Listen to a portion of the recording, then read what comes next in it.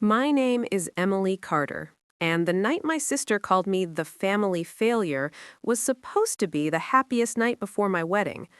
The rehearsal dinner was held in a beautiful, candlelit hall at a quiet countryside hotel just outside Boston, with white roses on every table and soft music drifting through the room, while our family is gathered to celebrate the next chapter of my life. I stood beside my fiancé, Daniel, smiling politely as relatives chatted and servers carried plates of food past us, trying to ignore the familiar knot of tension that always appeared whenever my older sister, Vanessa, was in the same room as me. Vanessa had always been the golden child in our family. Perfect grades, perfect career, perfect social life.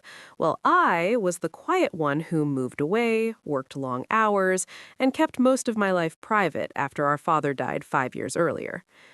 Growing up, my parents rarely hid their disappointment that I didn't follow Vanessa's polished path, but I had learned to live with it, especially after inheriting the responsibility of handling the complicated legal matters our father left behind. Most of Daniel's family didn't know much about my background because I preferred keeping things simple and Daniel respected that, though sometimes I could tell he wondered why my own relatives seemed so dismissive of me.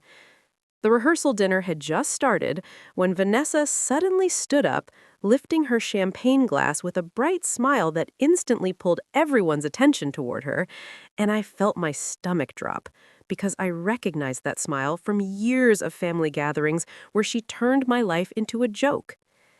"I'd like to make a little introduction," she said cheerfully, glancing at Daniel's parents seated across the table. "You're about to welcome Emily into your family, so you should know what she's really like." A few people chuckled nervously, thinking she was about to share some harmless childhood story, but Vanessa's smile sharpened slightly as she continued. "Emily has always been the family failure," she said casually, as if commenting on the weather. "She ran away from home, works mysterious jobs nobody understands, and basically lives off whatever scraps she can find."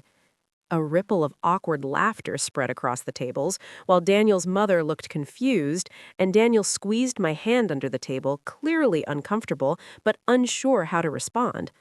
My face burned with humiliation as whispers started traveling around the room, and Vanessa leaned closer to Daniel's parents like she was sharing a private secret. "Honestly, I don't even know how she managed to afford this wedding," she added with a small shrug. "But I guess miracles happen." My chest tightened, but I forced myself to stay calm because there was one thing Vanessa didn't know, something I had kept hidden from my entire family since the day my father died. Across the room, the doors to the banquet hall quietly opened, and a tall man in a dark suit stepped inside holding a leather briefcase. When my eyes met his, I knew the exact moment everything in that room was about to change. The moment I saw the man step through the banquet hall doors, my heartbeat slowed instead of racing, because I had been expecting him, even if the timing felt almost unreal. And while the room was still buzzing with the uncomfortable laughter Vanessa had stirred up, he walked calmly toward our table with the steady confidence of someone who didn't care about social awkwardness or family politics. His name was Michael Harrington, my father's longtime attorney, a man who had handled every detail of my father's complicated estate after his sudden death 5 years earlier, and more importantly, the only person in the room besides me who knew the truth about what my father had actually left behind. Vanessa was still enjoying the attention, leaning back in her chair with a smug little smile, while Daniel's parents exchanged uncertain glances, clearly unsure whether they were supposed to laugh or apologize. "Anyway," Vanessa continued loudly, raising her glass again, "welcome to the family. Just remember, Emily has always needed a little support." A few guests chuckled awkwardly again, but their laughter faded as Michael reached our table and stopped beside me. Vanessa noticed him first, her expression shifting slightly as she looked him up and down. "Oh," she said dismissively, assuming he was a staff member, "if you're looking for the event coordinator, she's near the kitchen." Michael didn't move. Instead, he placed the leather briefcase gently on the table and looked directly at me with a polite nod.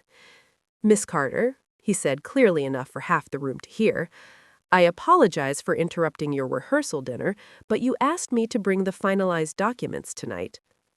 The entire table went quiet. Vanessa blinked, confused now, while Daniel looked between us.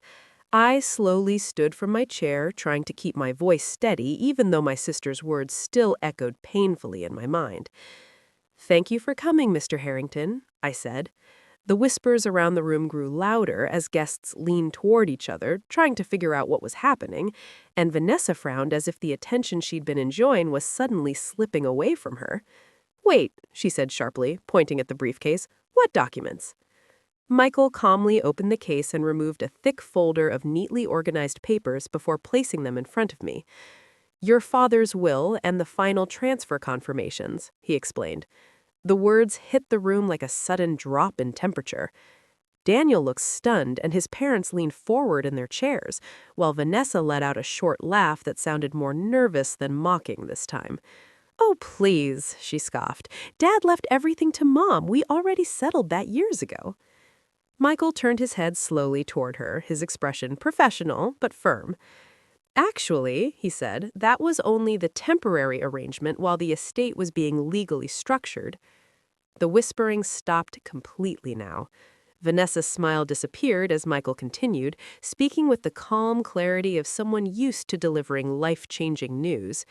"Your father created a holding trust before his death," he explained, sliding a document toward me.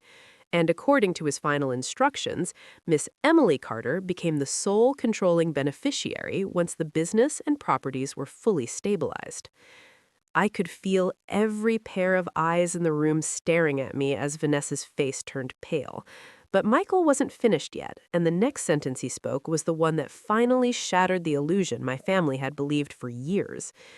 "Which means," he said evenly, "that the Carter Hotel Group, including this venue where tonight's dinner is taking place, now legally belongs to her." For a moment, the entire room seemed to freeze, like someone had quietly turned the sound off on the world, and the only thing I could hear was the faint clink of a fork slipping from someone's hand and hitting a plate across the table. Vanessa stared at Michael as if he had just spoken a foreign language, her mouth slightly open while she tried to process what he had said. That's ridiculous," she finally said, but the confidence in her voice was gone now, replaced with something thin and uncertain. "Dad owned a few properties, sure, but nothing like that." Michael didn't react emotionally. He simply opened the folder again and calmly slid another document forward. "Your father owned far more than most people realized," he explained. "Several hotels, 3 commercial buildings, and multiple investment accounts that were placed under a corporate trust shortly before his passing." The whispers around the room began again, but this time they weren't mocking. They were stunned. Daniel slowly stood beside me, looking between me and the papers as if trying to piece together a puzzle he didn't know existed. "Emily," he said softly, "you never told me about this." I looked at him honestly, because the truth was simpler than people expected. "Because it never mattered to me who knew," I replied quietly. Across the table, Vanessa's face had turned a strange shade of red as the realization started settling in. "No!" she snapped suddenly, pointing at me. "She's lying! Emily can barely manage her own life. There's no way she owns anything like that." Michael closed the briefcase with a soft click before answering her. "Miss Carter has been overseeing the Carter Trust operations for the past 3 years," he said calmly. Quietly, I might add, and quite successfully. That statement seemed to hit Vanessa harder than the inheritance itself, because it destroyed the version of me she had spent years presenting to everyone. Daniel's mother slowly covered her mouth in shock, while his father leaned back in his chair, studying me with a completely different expression than before. The same relatives who had laughed only minutes earlier now looked deeply uncomfortable, avoiding eye contact as the weight of the moment settled over them. Vanessa stood up so quickly her chair scraped loudly against the floor. "This is insane," she muttered, glancing around the room as if hoping someone would support her. "She's always been the family failure." I held her gaze calmly for the first time that night. "No, Vanessa," I said gently. You just never bothered to look past your own assumptions. The room stayed silent as I turned back to Michael and signed the final confirmation page he had brought, officially completing the transfer that had already been in motion for months. Then I looked around the hall my father had built, the hall my sister had just mocked inside of, and finally allowed myself a small breath of relief. Daniel stepped closer and squeezed my hand again, but this time there was pride in his eyes instead of confusion. Vanessa didn't say another word. She simply sat back down slowly, while the same guests who had laughed earlier now stared at me with a mixture of shock, embarrassment, and something that looked very close to respect. And in that quiet moment, I realized something important. Sometimes the loudest revenge isn't shouting back. It's letting the truth walk calmly into the room and speak for itself.